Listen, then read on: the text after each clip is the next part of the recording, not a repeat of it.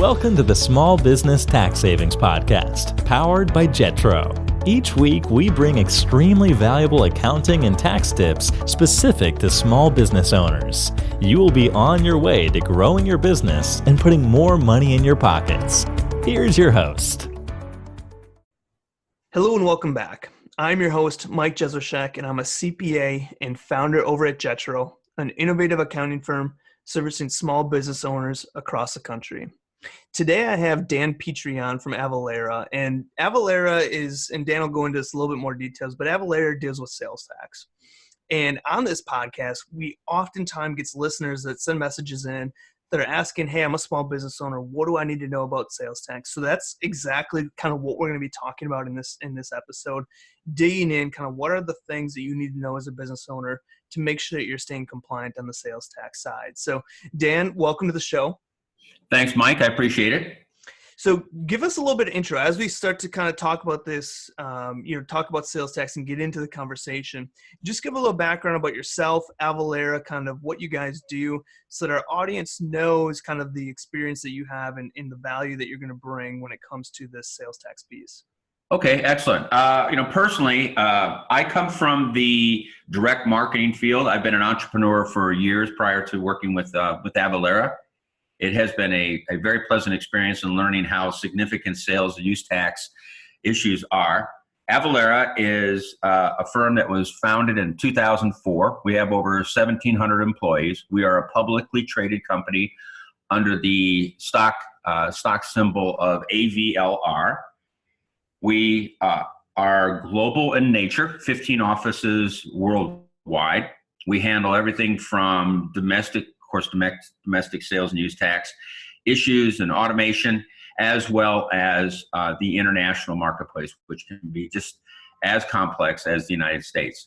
Mm-hmm. So you're in good hands when you're at least speaking with us as far as finding out any kind of jurisdictional requirements that you may or may not have. The great thing about work is you can reach out to Jetro and they can set up a brief discussion with us.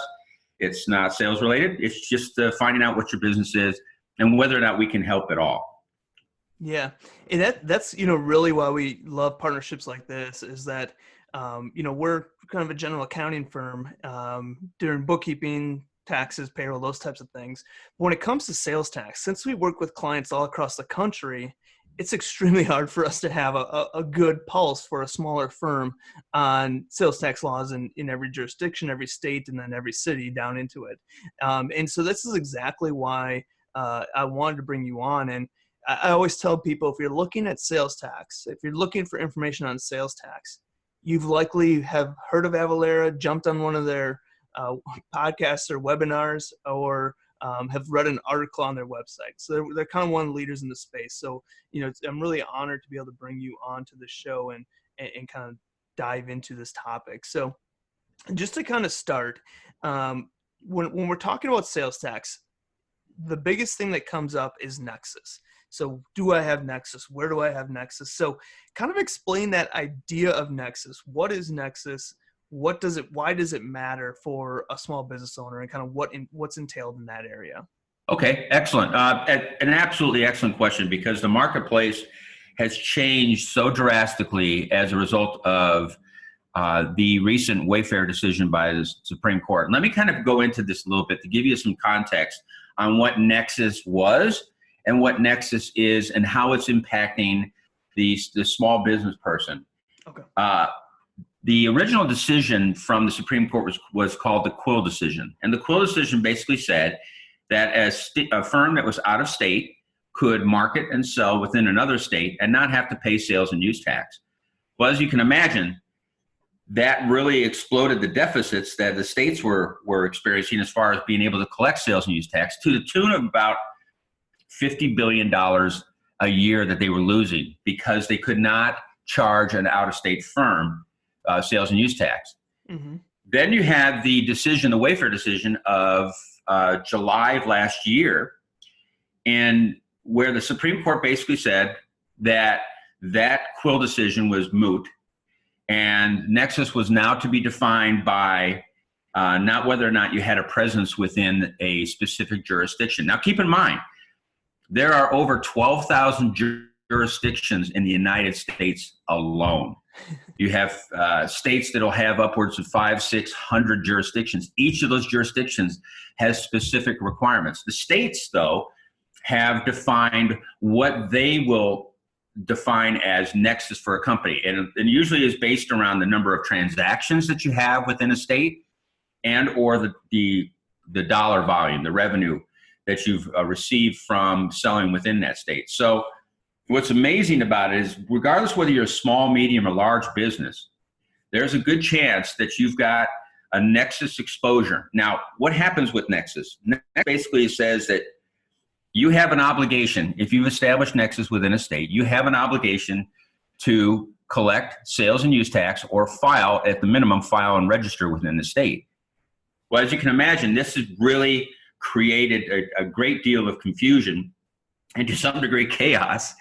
And that's what Avalara really excels in, is being able to analyze whether or not you have nexus as a small business and whether you don't, whatever your jurisdictional requirements are. So I think more than anything else that I leave you with on this broadcast is, do not hesitate to ask the questions that you need to ask on whether or not you have nexus. And the great thing about Jetro is you can work with them. They can set up a call briefly with us. We can discern whether or not you do have nexus within jurisdictions. Even if you're outside, you're inside the state, in your particular state, and don't market across state boundaries. You want to take a look at what your statutory requirements are. So nexus essentially is, you've established a presence within a jurisdiction and that requires you to collect sales and use tax, or at a minimum register and file. Now, nexus can be defined as going to a convention. It could be defined as having an employee located within a. So all these elements kind of combine to this confusion that we can kind of cut through that and see whether or not you do have any exposure. Got it. So I am, Joe, product owner, and I'm selling this product. Within my state, I have maybe employees located around other states. I'm selling it out of state as well. The best bet, or the best starting point to say, okay, I think I have sales tax, I don't know.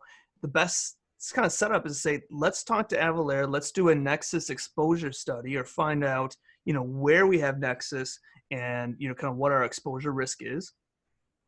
Yeah, definitely. And, the great thing, Mike, is that, working with Jetro, we have a tool that we utilize that gives a snapshot as to whether or not you have, if you have nexus. And the one thing I do want to broach with everybody here, and I know we want to kind of keep it on a surface level, is not only do you need to worry about nexus, you need to worry about the fact that there are 12,000 jurisdictions. And worry is probably too strong a word. You need to be concerned about and take a look at the fact there are 12,000 jurisdictions in the United States. Last year alone, there were 100,000 statute changes. And you have each state, roughly as an average, 50% of their bottom line revenue is generated by sales and use tax. So they're very intense. They're very concentrated, the state auditors, in finding those extra dollars that they can use for infrastructure. So what you want to be able to do is know whether or not you do have any kind of risk. Got it. Makes sense. So let's say we do an exposure and we have a business, I'm selling this product, and we find out, yep, I do have nexus in these 3 jurisdictions, or these 20 jurisdictions, or whatever it might be. What's kind of the next step from there? So, I know I need to be collecting sales tax. Now what do I do?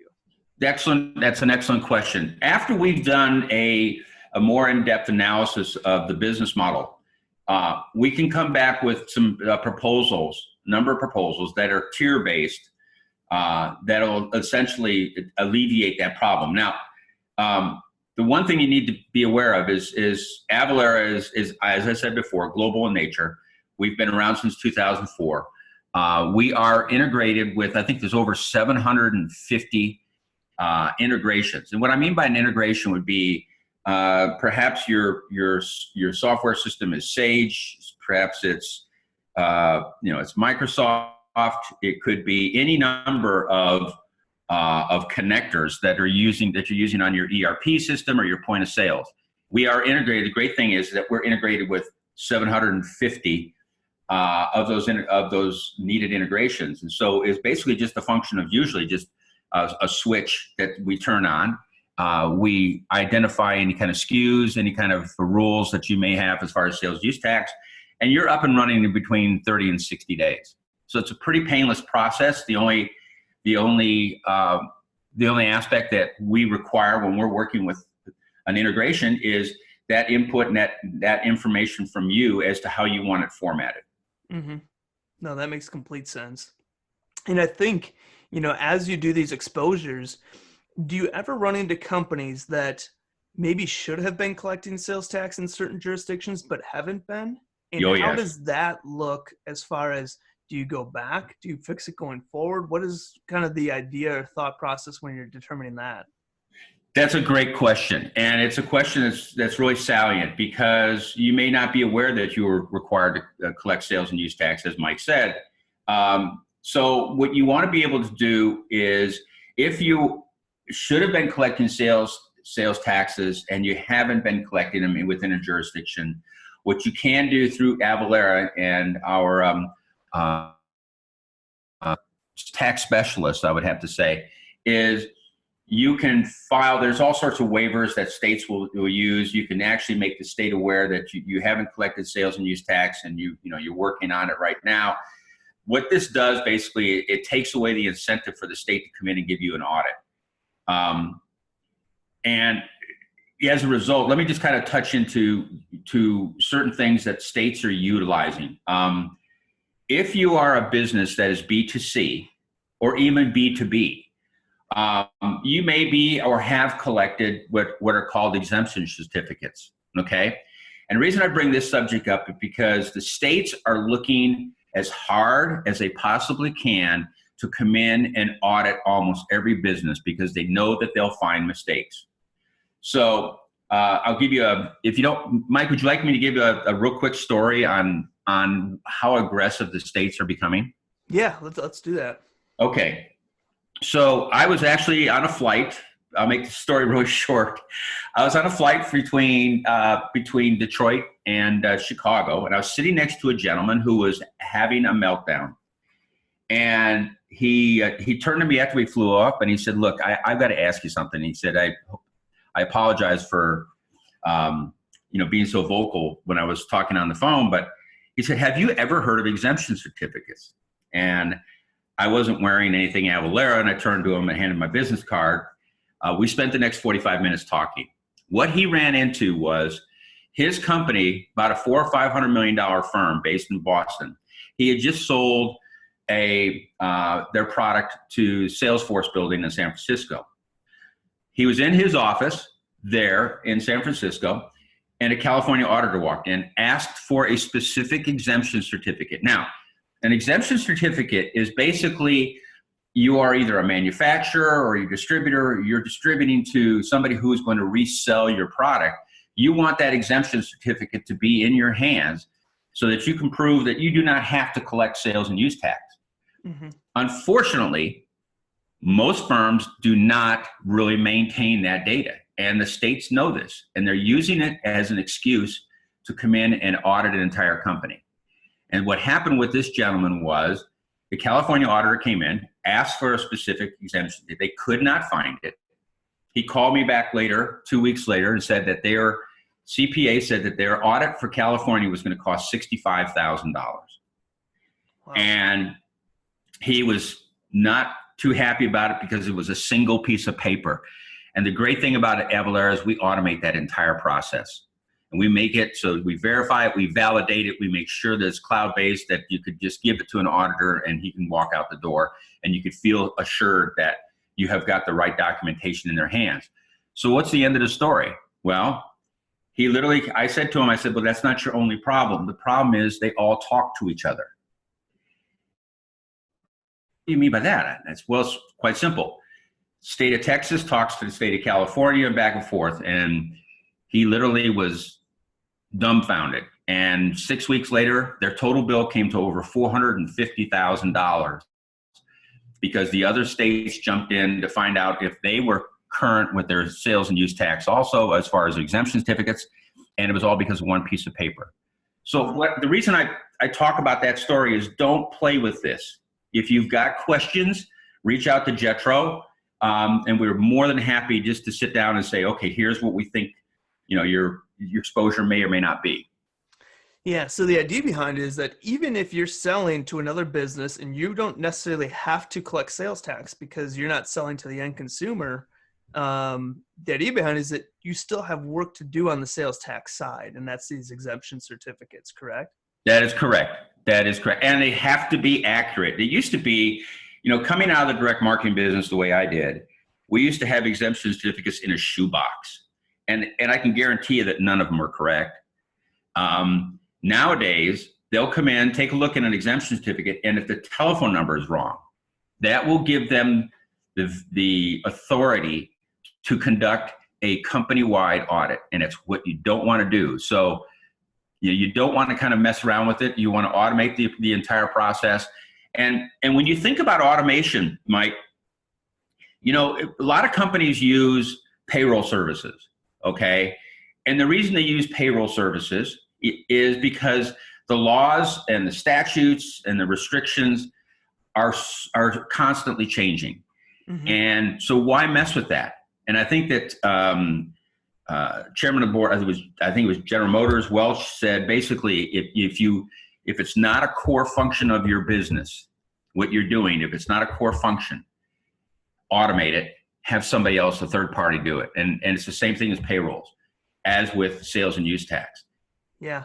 And I think that's a good point, because we always talk about that when it comes to payroll. We say payroll used to be a big headache. You might even have a 10-person team, a small insurance company, or whatever it is, and you have one person that all they do is payroll. And those times have just changed. That process between technology has made it so much simpler. And I think that's a really good comparison when you're talking about sales tax, is that there's technology, there's systems in place that can make this process so much easier that you don't need to have that staff person on in your team to manage it, because especially if you're a small business, because there's technology and various software that you can kind of hop on and take advantage of that. Absolutely. When it comes to exemption certificates, is that something typically that whoever you're selling to is providing that certificate to you? You are, well, that's a great question. If you are a B2C business, let's just take an example. You're a forestry company and you've got a small forest. Or a better example would be a small mom and pop operation, working either out of the garage or working out of a very small office, is distributing products to wholesalers. Okay. Well, since you're basically B2B, you want to make sure, in that particular case, you want to make sure that you have a tax exemption certificate on file on anybody that you are doing business with when you're selling your product to them on a wholesale basis, okay, or a distributor. And you want to make sure that that exemption certificate is correct. And what I mean by correct, address is correct. The individual that's responsible is their name is spelled correctly. Their telephone number is right. All these are issues on a small piece of paper that, in the case that I just gave you, if you didn't have it, which they didn't, cost them over $400,000. Mm-hmm. And I only say this, and not to scare anybody, I'm just saying that the states have become incredibly aggressive in the collection and monitoring of sales and use tax. And why worry about it when you have a solution that's available to you? And at the same time, you do not want to have, if you got tight resources within your organization, why not take that resource that was normally dedicated to, in the case of payroll or in calculating sales and use tax on a monthly basis, that time can be spent on their core business generating revenue versus an expense. Yep. No, and I think that makes complete sense. And I do like that payroll kind of reference there. Now, when we're talking about sales tax, in general, is there any type of product or service in which you do not need to collect sales tax? So let's say you're providing some type of service. Is there any, in general, types of services that do not require any kind of sales tax to be included on your invoices? Boy, I tell you, that's a question that, I mean, I would have to say no.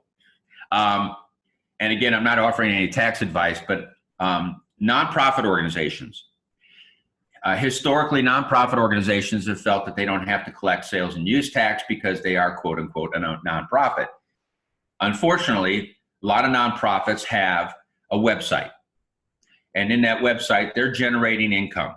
They're selling t-shirts, they're selling hats, they're setting up meetings, they're charging for books. Anything where you are charging a fee to somebody to utilize a product or service that you have, you need to be aware of what your statutory requirements are on sales and use tax, regardless if you're a small business or not.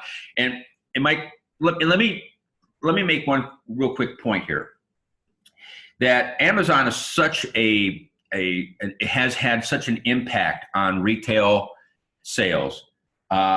If you look at the Quill decision, it actually was helping in creating Amazon, because Amazon didn't have to pay sales and use tax until now they do. And then one of the reasons that the new decision was made, the Wayfair decision, was because you take a look at Amazon. I've got a very good friend of mine who runs a small business out of his garage, literally. And they do rather well. His wife had developed a product, a skin-related product, and they sell a lot of it. And we were sitting down talking about it, and he said, look, I don't pay that much in sales and use tax. He said, but we're doing really well. I said, well, how are you distributing your product? How are you selling it? He goes, we go through Amazon. And I stopped him right there. And the reason was because Amazon currently has 50 warehouses globally and in the United States. Each of those warehouses that he has his product in, he has established nexus. So he was responsible for knowing where the sales are going, where they're coming from, and what his risk is, because he has gotten his product warehoused in Amazon, and Amazon is distributing it, but they're distributing it within the area of their jurisdiction. So he may have, and he did have, nexus in 35 states where he didn't think he had nexus in any. And his reason was because of his distribution model through Amazon. So the technology of today has been really effective in helping us market and sell and generate revenue. At the same side of that coin is it also has exposed us to the vagaries of sales and use tax collection and state auditors. Yeah. Well, and I think one thing that's good to know about sales tax is, generally stated, it's not something that the company has to foot the bill. So if you go from no sales tax to now you're charging sales tax, it's just kind of, you're the intermediary between it. So your customer is paying that sales tax. And I think in general, customers are used to paying sales tax. So that's not coming by a surprise to them. But that's just one thing to consider, is that the actual customer is paying the sales tax. You're just the intermediary that's then distributing it to the specific jurisdiction that needs that money. But you're not actually footing that bill necessarily directly from your business, unless you kind of wrap it into your price somehow. But I think that's a key distinguisher to think about, is that when you're looking at a sales tax nexus, the best part is just making sure you're getting it right. You're doing things the right way. Yes. It's not you that's actually going to end up having to foot that bill. And so I think that's a key thing to think about as a business owner, is that where you do get stuck in sticky situations is if you were supposed to be collecting sales tax, you weren't. Now, and you get an audit, now that's where things get a little bit stickier, because you didn't collect that sales tax that you were supposed to collect. That is correct. And the great thing about Avalara is we have a tax defense team when you're utilizing our services for anybody if they're getting audited at technology. We're a full sales use tax. We do VAT, BCT. We handle just about any kind of tax related situation that you're going to find yourself into vis-a-vis either B2C or B2B. So we've got you covered all the way across the board. And the great thing is that once you automate it, it's you can just kind of forget it. But one of the things we all do, and Mike brought this up, is look, if you're collecting sales and use tax, we even go so far as we can file your sales and use tax, we can handle your returns, and if you're talking about filing returns and registering in multiple locations, and you've got one person that's working it, they're going to be pulling their hair out. Mm-hmm. And that's the great thing about Avalara, is that we can do that entire process for you. If you've got Nexus in 50 locations, we will handle 50 returns and filings for you. We will manage it. You'll authorize any kind of a payment, and we'll monitor it.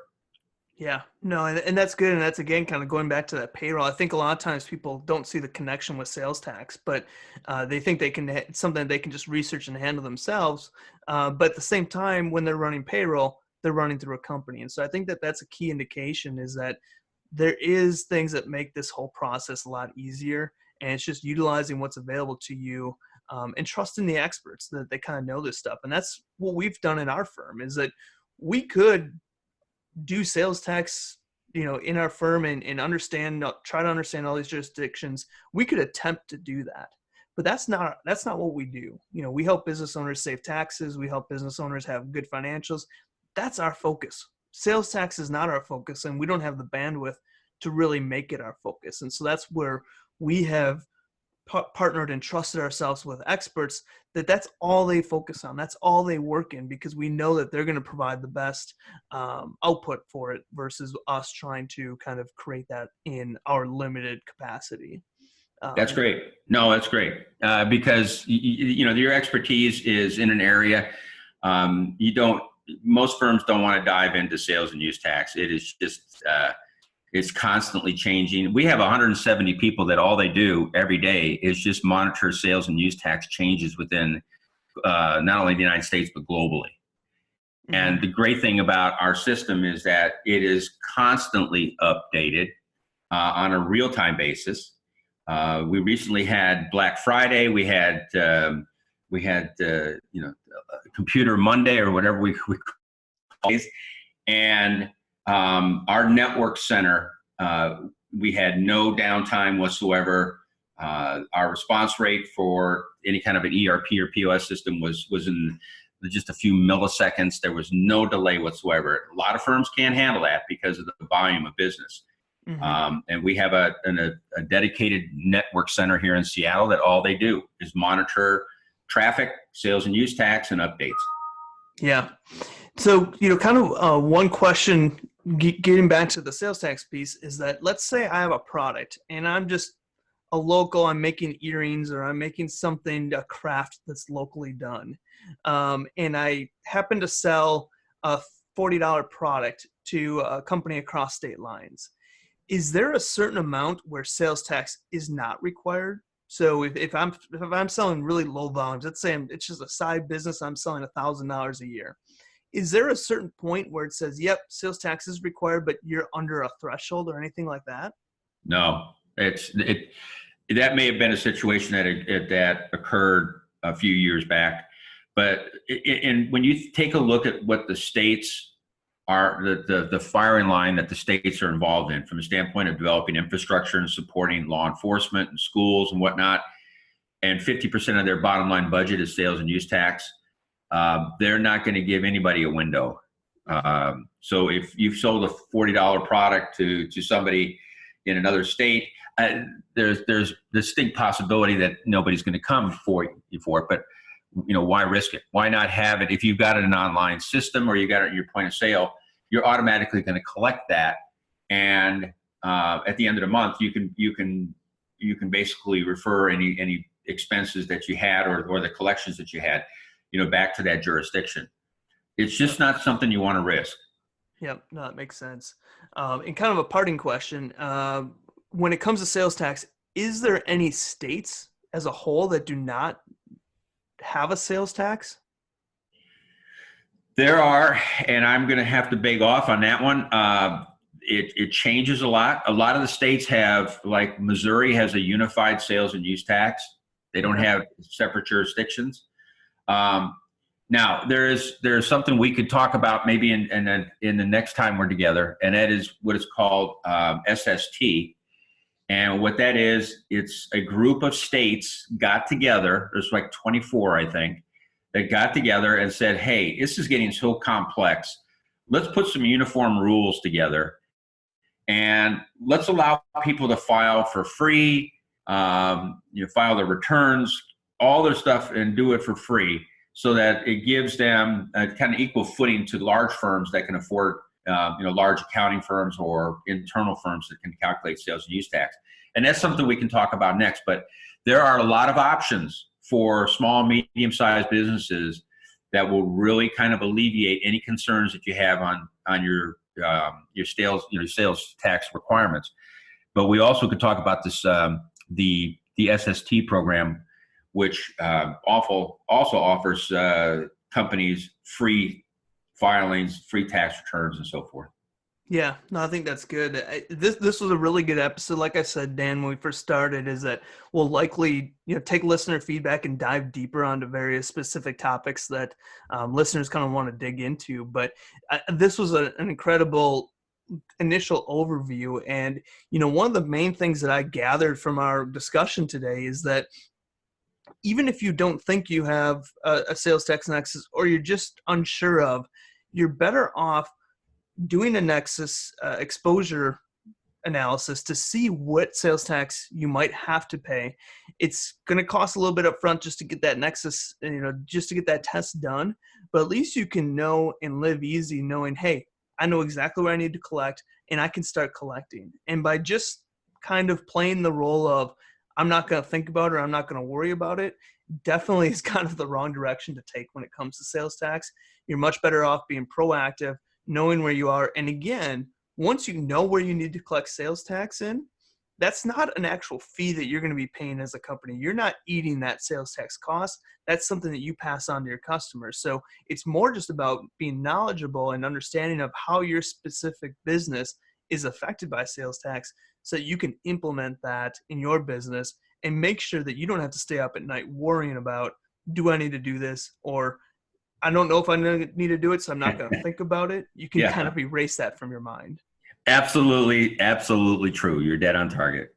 Awesome. So if people want to learn more about Avalara, like I said, for our listeners out there, we'll likely bring Dan back in the future to drill deeper into specific topics. So send your questions to us. Let us know, based on our conversation here, what information is pertinent to you that we can dive deeper on specific topics that can give you some more clarity on this piece. But Dan, as far as people, if they want to reach out to you, learn a little more about what they want to need to do, how they can find an exposure or do an exposure test, what would kind of be those next steps for them? The next step would be to reaching out to you, Jetro, and then we can set up a discussion real quick. Okay. Yeah, that's great. So if anyone does want to get a test done, wants more information on that, definitely do not hesitate to reach out. And Dan, I really appreciate you coming on. This has been really good. I think this is a solid kind of intro to sales tax to help our listeners get an understanding about kind of what exposure is out there and kind of what they need to be thinking about as they're running their business. And just knowing that there's a team that knows this. There's a team out there in Avalara that can really be their partner in this side of it. So it's not something that they have to undertake themselves. It's something that they can partner with someone to just relieve that stress and pain on that side of their business. That's our job. That's our job. Awesome. Well, thanks, Dan, for hopping on, and we'll see you on a future episode. Thanks, guys. I appreciate it, Mike. Thank you very much. Now, one last thing before I go. Don't forget to check out our podcast website at www.taxsavingspodcast.com. That's taxsavingspodcast.com. This is a great resource to go and check out our most recent episodes, as well as find extra items if you want to take what we discuss here and dive deeper.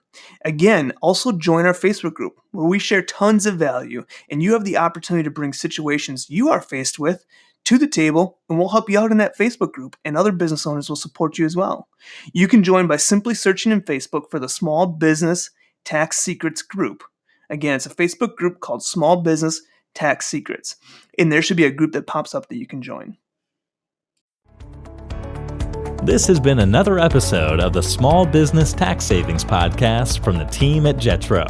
If you enjoy our weekly episodes, please leave a review on whatever platform you listen to us on and share with other business owners. If you have any questions or future topics you want to hear, email them to tax@jetrotax.com. Thanks for listening and have a great day.